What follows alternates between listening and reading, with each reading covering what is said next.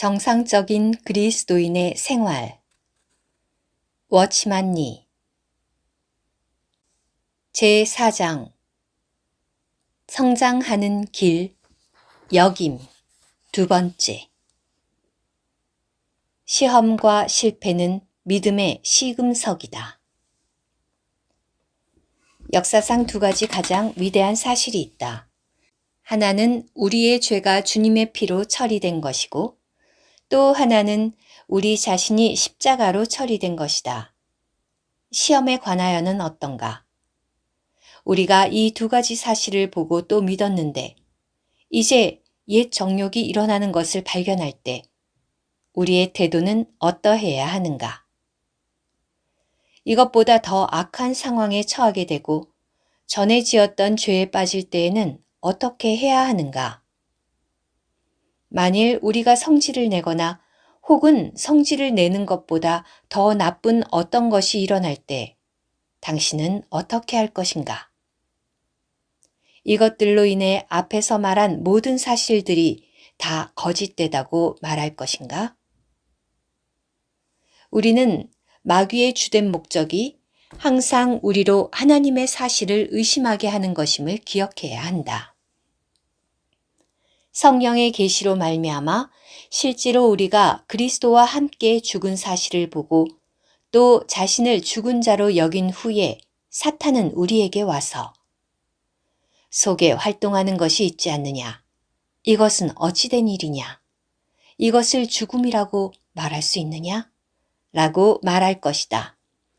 만일 이런 일이 일어난다면 당신은 어떻게 답변할 것인가? 이것은 결정적인 시금석이다. 당신은 당신 앞에 놓여진 자연계 안에 만질 수 있는 사실을 믿는가? 아니면 볼 수 없고 과학적으로도 증명될 수 없는 영적 한계 안에 접하기 어려운 사실을 믿는가? 여기서 우리는 매우 조심해야 한다. 하나님께서 그분의 말씀 안에서 우리에게 믿음으로 붙잡으라는 것과 붙잡지 말라는 것을 상기해 보는 것은 매우 중요한 일이다. 하나님은 어떻게 구원의 방법을 말씀하셨는가? 먼저 주의할 것은 하나님께서 우리 안에 있는 죄의 본성을 뽑아버린다고 말씀하지 않으셨다는 것이다. 만일 우리가 이렇게 계산한다면 우리는 완전히 잘못 계산한 것이다. 이것은 마치 앞에서 우리가 말했듯이 장부의 기록을 잘못한 것과 같다. 그 사람은 호주머니 속에 12실링밖에 없었지만 장부에는 15실링으로 기록하였다. 사실상 죄의 본성은 재해지지 않았다. 죄의 본성은 우리 안에 여전히 남아있으며 기회가 있을 때마다 우리를 정복하여 의식적으로 혹은 무의식적으로 다시 범죄하게 한다. 이 때문에 우리는 계속 보혈의 역사를 알아야 한다. 우리는 하나님께서 직접적인 방법으로 우리의 범죄를 처리하신다는 것을 알고 있다. 피로 인하여 그분은 다시 우리 죄를 기억하지 않으신다. 그러나 우리 안에 있는 죄의 본성과 죄의 권세로부터 해방되는 문제에 있어서 우리는 하나님께서 간접적인 방법을 쓰고 계신다는 것을 발견하게 된다. 그분은 죄의 본성을 제하는 것이 아니라 죄인을 제하신다. 우리 옛사람이 그분과 함께 십자가에 못 박혔기 때문에 전에 죄의 도구였던 육신의 몸은 실직하게 되었다. 비록 옛 주인인 죄의 성품이 여전히 존재하지만 그를 섬겼던 노예가 이미 죽음을 당했기 때문에 그것은 더 이상 우리 몸을 지배할 수 없다. 도박꾼의 손이 실직하고 맹세하는 자의 혀가 실직하였기 때문에 이제 이 지체들을 의의 병기로 하나님께 드려야 한다. 그러므로 우리가 죄로부터의 해방이라고 말하는 것이 죄를 이김이라고 말하는 것보다 더욱 성경적이다. 로마서 6장 7절과 11절이 말한 죄에서 벗어남과 죄에 대하여 죽고 라는 말씀은 우리가 더 이상 존재하지 않는 권세가 아닌 여전히 존재하고 있는 실제하는 권세로부터 해방된다는 것을 말해준다. 죄의 본성이 여전히 존재하지만 우리는 그 권세로부터 해방되는 길을 알고 또한 해방의 정도가 날로 증가한다. 이 구원이 이렇게 참되기 때문에 요한은 담대하게 하나님께로서 난 자마다 죄를 짓지 아니하나니 저도 범죄치 못하는 것은 요한일서 3장 9절 이라고 말한다. 그러나 만일 이 말씀을 정확하게 이해하지 못하면 우리는 잘못된 길로 인도된다. 요한이 이렇게 말하는 것은 죄가 다시는 우리 역사 중에 출현하지 않거나 우리가 다시는 범죄치 않는다는 뜻이 아니다. 그의 뜻은 범죄가 하나님께로서 난 본성에 속하지 않는다는 말이다. 우리 안에 심겨진 그리스도의 생명과 본성은 범죄치 않는 것이다. 그러나 종종 어떤 존재의 본성은 그것의 역사와 큰 차이가 있다. 우리 안에 있는 생명은 우리의 역사와 큰 차이가 있다. 이 일을 설명하기 위하여 한 가지 예를 들겠다.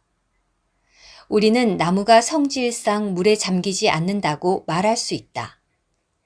이것은 나무의 성질이 그렇기 때문이다. 그러나 만일 그 나무를 손으로 누른다면 잠기게 된다. 우리가 범죄한 것이 우리의 역사에서 하나의 사실인 것 같이 이 역사도 하나의 사실이다. 이뿐 아니라 그리스도 안에서 우리가 얻은 새로운 본성도 하나의 사실이다. 그러므로 그리스도 안에 있는 자는 죄를 범할 수 없다. 오직 아담 안에 있는 자만이 범죄하게 되며 이런 사람에게 사탄은 기회가 있을 때마다 그의 권세를 사용한다. 그러므로 문제는 우리가 어떤 사실을 우리의 의지로 삼고 생활의 수단으로 취하는가에 있다. 우리는 매일 우리의 체험 중에서 접촉한 사실을 택하는가 아니면 우리가 그리스도 안에 있다는 더욱 강력한 사실을 택하는가? 그분의 부활 능력이 우리 쪽에 있고 하나님의 크신 능력이 우리의 구원을 위하여 역사한다. 그러나 문제는 우리가 신성한 사실을 우리 체험에서 실제화하느냐에 달려 있다. 믿음은 바라는 것들의 실상이요 보지 못하는 것들의 증거니. 히브리서 11장 1절. 또 보이지 않는 것은 영원함이니라. 고린도후서 4장 18절. 나는 여러분이 히브리서 11장이 신약뿐 아니라 실제로 성경 전체에서 믿음에 대한 유일한 정의임을 알 것이라 믿는다. 우리가 이 바라는 것들의 실상이라는 정의를 확실히 아는 것은 매우 중요하다. 헬라어에서 이 실상이라는 단어는 어떤 상태만을 뜻하지 않고 일종의 행동을 뜻한다. 수년 동안 나는 이 단어를 번역할 합당한 용어를 생각했었다. 영어 성경 중 다비의 번역판은 이 단어를 매우 훌륭하게 번역했다. 믿음은 바라는 것들의 실제화요. 이 단어는 바라는 것들의 실상이라고 말하는 것보다 훨씬 낫다. 실제화는 바라는 것들을 체험으로 만드는 행동을 지니고 있기 때문이다. 우리는 어떻게 사물을 실제화하는가? 사실상 우리는 매일 이런 일을 하고 있다. 만일 이렇게 하지 않으면 이 세상을 살 수 없게 된다. 당신은 실상과 실제화 사이의 차이를 구별할 줄 아는가? 실상은 내 앞에 있는 어떤 물체의 현상을 말하고 실제화는 그 물체를 우리에게 참이 되게 하는 어떤 힘 혹은 기능을 가리킨다. 한 가지 예를 들어보자. 우리의 오감을 통하여 우리는 자연계 안의 것들을 우리의 의식 속으로 받아들일 수 있다. 이로써 우리는 그것들을 감상할 수 있다. 예컨대 보는 것과 듣는 것은 세상에 있는 빛과 소리를 실제화시키는 두 가지 기능이다. 또 세상에 있는 홍색, 황색, 녹색, 자색 등 각종 색상들은 모두 참되다. 그러나 눈을 감아버릴 때 그 색상은 존재하지 않는 것 같이 색상의 실제성을 잃어버리게 된다. 시력이 있을 때 나에게는 색상을 실제화할 능력이 있게 된다. 시력을 통하여 황색은 내게 황색이 된다. 그러므로 황색의 존재가 있을 뿐 아니라 또한 황색을 실제화할 능력이 나에게 있다. 나는 어떤 물건을 내게 참된 것이 되게 하고 내 의식 속에 실제가 되게 할 능력을 갖고 있다. 이것이 실제화의 의미이다. 만일 내가 생명이라면 색상을 분별하지 못할 것이다. 혹 내게 듣는 능력이 결여되었다면 나는 음악을 감상할 수 없을 것이다. 그러나 음악과 색상은 모두 참된 것들이다. 그들의 실제는 내가 누리지 못하는 것으로 인해 영향받을 수 없다. 이와 마찬가지로 현재 우리가 생각하고 있는 것들이 비록 눈으로 볼 수 있는 것은 아니지만 그것들은 영원한 것이기 때문에 참된 것들이다. 우리가 천연적인 감각으로 신성한 사물들을 실제화할 수 없는 것은 당연한 일이다. 바라는 것들과 그리스도 안에 있는 사실들을 실제화하는 능력은 오직 믿음이다. 믿음은 사실을 우리의 체험에서 진실한 것이 되게 한다. 믿음은 우리를 위해 그리스도 안에 있는 것들을 실제화시킨다. 천천만만의 사람들이 로마서 6장 6절에 우리 옛사람이 예수와 함께 십자가에 못 박혔다는 말씀을 읽어보았다. 믿는 사람에게는 이 말씀이 참되나 의심하거나 영적인 빛이 결여된 채 머리로만 동의하는 사람에게는 이 말씀이 참되지 않다. 다시 말하거니와 여기서 우리는 약속을 다루는 것이 아니라 사실을 다루는 것이다. 하나님은 우리가 붙잡도록 그분의 영으로 말미암아 그분의 약속을 우리에게 계시하신다. 그러나 사실은 우리가 믿든 믿지 않든 여전히 사실이다. 우리가 십자가의 사실을 믿지 않는다 해도 이것은 여전히 참된 것이다. 그러나 우리에게 그 사실이 아무런 가치가 없게 된다. 그 사실 자체는 결코 믿음에 의해 그 진실성이 더해지지 않는다. 믿음으로만이 그것들을 만질 수 있고 그것들을 우리 체험에서 참된 것이 되게 할 수 있다. 무릇 하나님의 말씀과 상반된 것들을 우리는 마귀의 거짓말로 여겨야 한다. 그 일들 자체는 우리의 느낌에 상당히 실제일 수 있다. 그러나 하나님께서 더 큰 사실을 선포하였기 때문에 이 선포 이전의 모든 것들은 다 굴복되어야 한다. 내게 어떤 체험이 있는데 그 체험으로 이 원칙을 설명할 수 있다. 수년 전 나는 병을 앓았는데 엿새 밤이나 열이 높아 잠을 이루지 못했다. 결국 하나님은 성경으로부터 나를 치료하시는 한 말씀을 주셨다. 이로 인해 나는 모든 병세가 즉시 사라지리라고 생각했다. 그러나 정반대로 나는 여전히 한순간도 잠을 이루지 못했다. 나는 잠을 이루지 못했을 뿐더러 전보다 더욱 불안해졌다. 체온이 높아졌고 맥박도 더 빨리 뛰고 머리도 전보다 더 심하게 아팠다. 마귀는 나에게 하나님의 약속이 어디 있느냐? 내 믿음이 어디 있느냐? 내가 올린 기도는 어떻게 되었느냐? 라고 물어왔다. 이 때문에 나는 미혹되어 다시 기도하면서 이 일을 해결해 보려고 했다. 그러나 나는 책망을 받았다.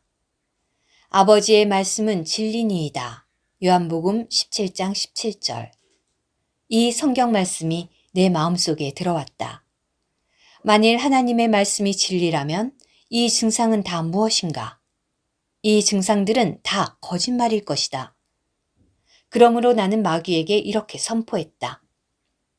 이 불면증은 거짓이다. 이 고통도 거짓이며 고열도 거짓이다.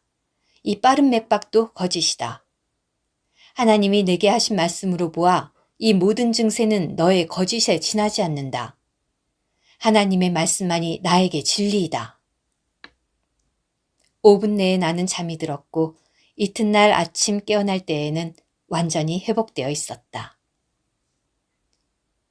위에서 말한 것 같은 특이한 개인의 일은 하나님이 나에게 말씀하셨다고 생각하면서 자신을 속일 가능성도 있다. 그러나 십자가의 사실에 있어서는 결코 이런 문제가 있을 수 없다. 사탄의 변론이 얼마나 설득력이 있든 간에 우리는 마땅히 하나님을 믿어야 한다. 노련한 거짓말장이는 말로만 아니라 또한 태도와 행동으로도 속인다. 그는 위조지폐를 사용하듯이 거짓말을 한다. 마귀는 노련한 거짓말장이이기 때문에 결코 그자가 말로만 거짓말한다고 생각지 말아야 한다. 그는 어떤 표시나 느낌 혹은 체험을 사용하여 하나님의 말씀에 대한 우리의 믿음을 요동시키려고 한다. 내가 분명히 하고자 하는 것은 내가 육체의 실제를 부인하지 않는다는 것이다.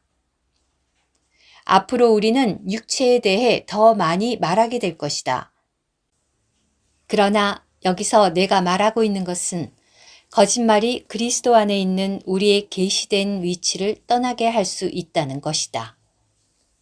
일단 우리가 그리스도와 함께 죽은 사실을 받아들일 때 사탄은 최선을 다하여 매일 우리의 체험을 증거로 하여 우리가 근본적으로 죽지 않았고 도리어 매우 활동적임을 믿게 하려고 한다. 그러므로 우리는 사탄의 거짓을 믿을지 아니면 하나님의 진리를 믿을지를 선택해야 한다. 우리는 밖으로 나타난 상태의 지배를 받을 것인가?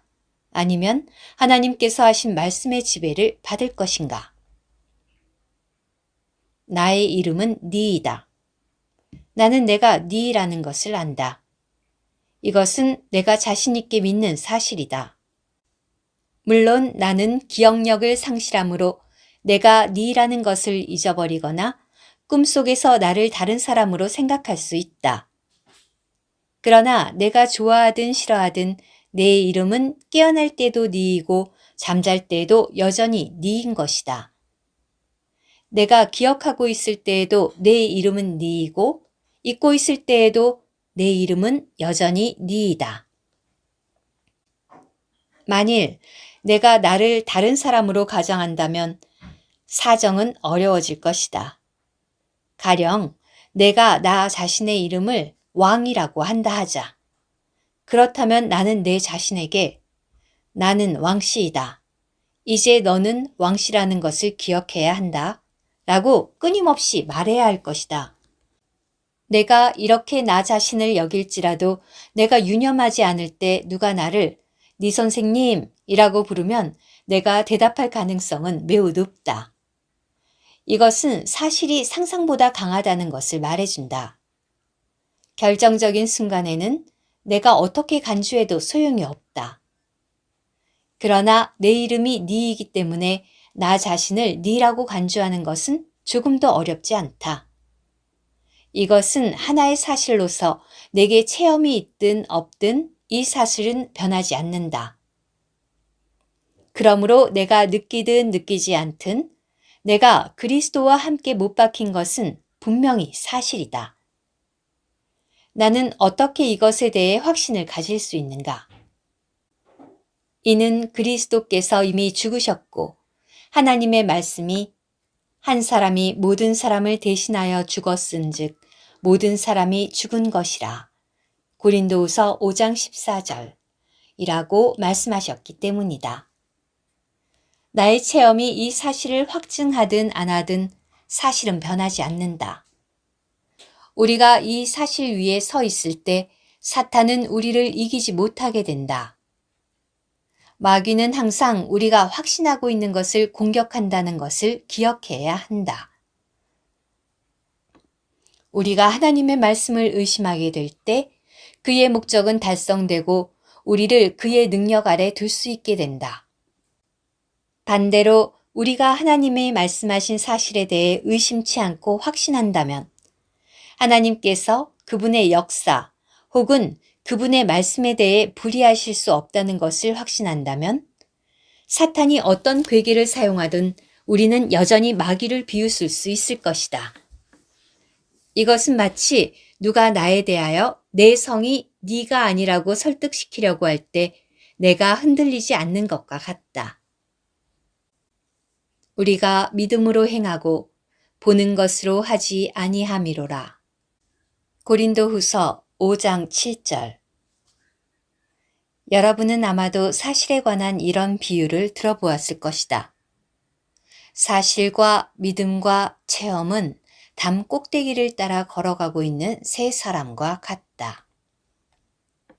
사실은 좌로나 우로나 치우치지 않고 곧게 전진하며 절대 뒤를 돌아보지 않는다. 믿음은 사실에 따라간다. 오직 믿음의 눈의 초점을 사실에 둘 때만이 만사가 순조롭다. 그러나 만일 그가 체험을 관심하여 돌이켜 그가 어떻게 전진하고 있는가를 보고자 한다면 그는 즉시 담에서 떨어진다. 여기에 따라 가련한 체험도 이어서 떨어지게 된다.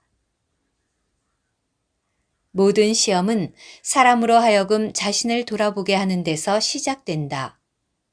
이 시험은 우리의 눈을 주님 자신으로부터 보이는 것들로 돌아가게 한다. 믿음은 종종 하나님의 말씀과 상반된 상태를 만나며 접촉하는 물질적인 세계와의 뚜렷한 모순에 부딪힌다. 그러나 실패한 사실이든 느낌이든 혹은 암시적인 실패이든 이것들은 모두 믿음을 저지하는 산봉우리들이다. 믿음과 산봉우리는 공존할 수 없고 그중 한 가지만 제해져야 한다. 그러나 우리의 문제는 많은 때에 산봉우리만 남고 믿음을 잃는 데 있다. 우리는 정말 이렇게 하지 말아야 한다. 우리가 우리의 느낌을 좇아 진리를 발견하고자 한다면 사탄의 거짓말이 우리의 체험과 일치되는 것을 발견할 것이다. 우리가 하나님의 말씀과 상반된 것들을 거절하고 단순히 그분을 믿는 태도를 갖는다면 우리는 사탄의 기만이 허물어지고 우리의 체험이 한 걸음씩 하나님의 말씀과 부합되는 것을 발견할 것이다. 우리는 그리스도와 함께 있어야만 이런 결과를 낳을 수 있다. 이것은 구체적인 문제에 있어서 그분이 우리에게 단계적으로 참되게 하시는 것이다. 어떤 상황에서 우리는 그분이 참 공의인 것과 참 거룩인 것과 참 부활 생명이심을 보게 될 것이다. 본래 우리가 보았던 그분 안에 있는 객관적인 사실들이 이제 우리 안에서 주관적으로 그러나 참되게 역사하는 상태에 이를 때 그분은 우리 안에서 그분 자신을 표현하게 되는 것이다. 이것이 바로 성숙의 표시이다. 갈라디아서에서 바울이 말한 너희 속에 그리스도의 형상이 이루기까지 다시 너희를 위하여 해산하는 수고를 하노니 갈라디아서 4장 19절가 바로 이런 뜻이다. 믿음은 하나님의 사실을 실제화시킨다. 믿음은 항상 영원한 사실, 곧 영원히 참된 사실을 실제화시킨다. 그분 안에 거함. 비록 우리가 이 문제에 대해 적지 않은 시간을 사용했지만 여러분의 이해를 위해 한 가지를 더 말하겠다.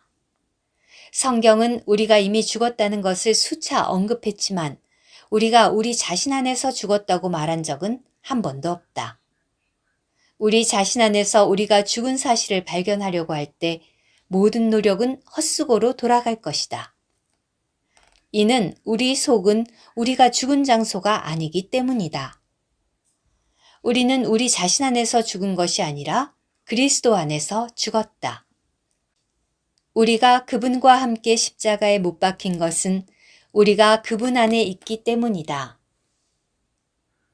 주 예수님은 내 안에 거하라, 나도 너희 안에 거하리라. 요한복음 14장 4절 이라고 말씀하셨다. 우리는 이 말씀에 대해 매우 익숙하다. 이제 이 말씀을 한번 상고해 보자. 먼저 이 말씀은 그리스도 안으로 들어가는 데 있어서 우리의 몸부림과 노력이 조금도 필요하지 않다는 것을 다시금 우리에게 일깨워준다. 주 예수님은 우리에게 그분 안으로 들어가라고 말씀하시지 않았다. 이는 우리가 이미 그분 안에 있기 때문이다. 그러나 그분은 우리에게 그분 안에 머물러 있으라고 하셨다. 이는 곧 우리가 놓여진 곳에 머물러 있으라는 뜻이다. 우리를 그리스도 안에 두신 것은 하나님 자신의 역사이다. 우리 편에서 해야 할 일은 그분 안에 거하는 것이다. 이뿐 아니라 이 구절은 우리에게 신성한 원칙을 세워준다. 즉, 하나님께서 우리 안에서가 아닌 그리스도 안에서 모든 것을 성취하셨다는 것이다. 먼저 만유를 포함한 하나님의 아들의 죽음과 부활은 우리 밖에서 완전하고도 궁극적으로 성취되었다. 그리스도의 이런 역사는 장차 그리스도인의 체험이 되며 그분 밖에서는 우리의 영적 체험이 없다. 성경은 우리가 그분과 함께 십자가에 못 박혔고 하나님께서 우리를 그분 안에서 살리셨고 하늘에 앉히셨으며 우리가 그분 안에서 충만하여졌다고 말한다. 이런 일들은 우리가 완성하도록 남겨둔 일이 아니다. 이런 일들은 이미 그분으로 인하여 완성된 일들이다. 하나님께서 그분의 은혜 안에서 이루신 일은 바로 우리를 그리스도 안에 포함시킨 것이다. 그러므로 하나님께서 그리스도에게 이루신 역사는 그리스도인들에게도 이루어진 것이다. 그분이 머리를 다루실 때 모든 지체도 다루어진 것이다. 만일 우리가 그분을 떠나서 자신 안에서 단독적으로 영적인 생명을 체험하려 한다면 우리는 완전히 끝난 것이다. 성경에서 우리는 그리스도인의 이런 체험을 찾아볼 수 없다. 하나님은 우리에게 개인적인 체험을 줄 뜻이 조금도 없으시다. 또한 그분은 당신을 위하여 그런 일을 완성할 뜻도 없으시다. 그리스도인의 모든 영적 체험은 이미 그리스도 안에서 이루어졌다. 그리스도께서 이미 다 체험하셨다. 소위 우리의 체험은 우리가 그분의 역사와 체험 안으로 들어가는 것에 불과하다. 한 그루의 포도나무에서 어떤 가지는 붉은색 포도를 맺으려 하고 다른 가지는 녹색 포도를 맺으려 하고 또 다른 가지는 자색 포도를 맺으려 한다 하자. 모든 가지들이 포도나무를 상관치 않고 자기가 내고 싶은 포도를 낸다면 이것은 정말 세상을 놀라게 할 만한 기이한 일일 것이다. 당연히 이것은 불가능하고 불가사의한 일이다. 가지의 성질은 포도나무가 결정하는 것이다. 그럼에도 불구하고 어떤 그리스도인은 각종 체험을 추구하고 있다. 그들은 십자가에 못 박힌 것과 부활과 승천을 각각 개별적인 일로 생각한다. 그들은 모든 것이 주님 안에 포함되었다는 것을 생각해 본 적이 없다.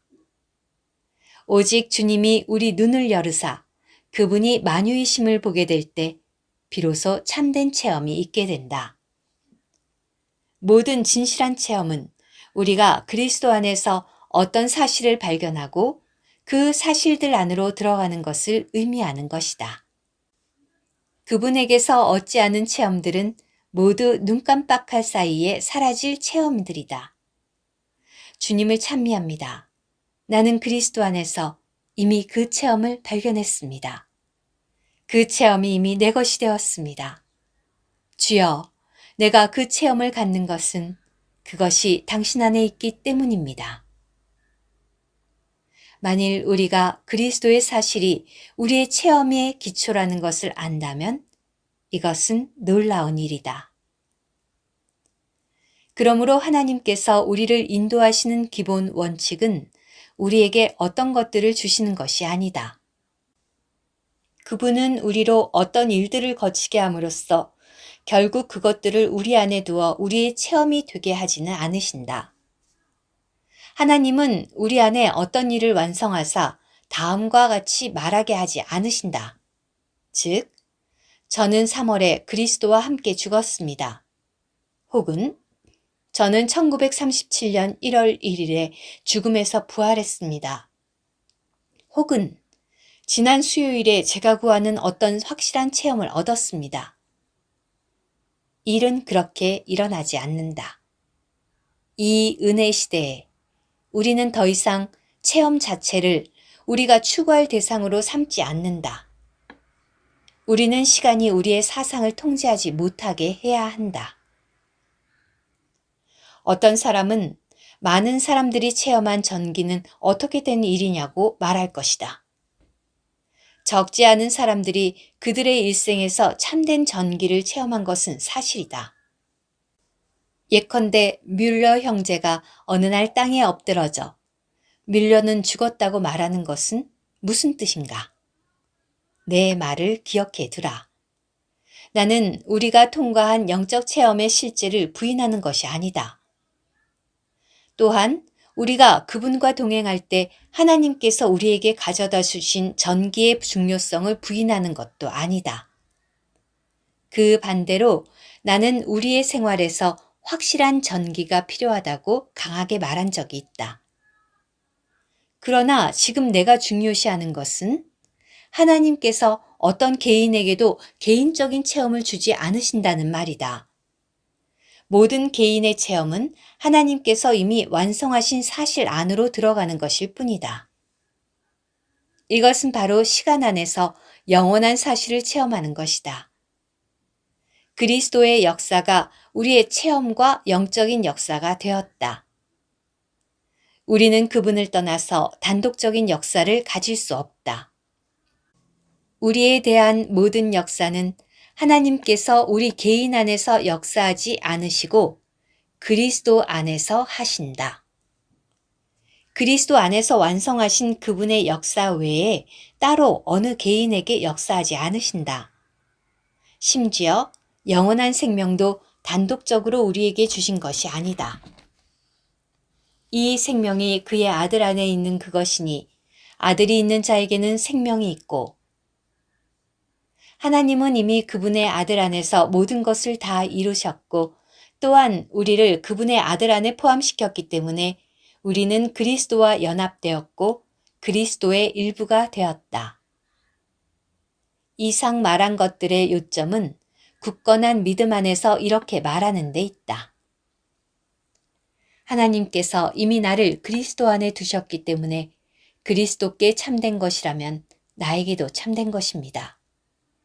나는 그분 안에 거해야겠습니다. 이런 믿음은 매우 실제적인 가치가 있다. 사탄은 자주 우리를 그리스도 안에서 끌어내어 그리스도 밖에 있게 하려고 한다.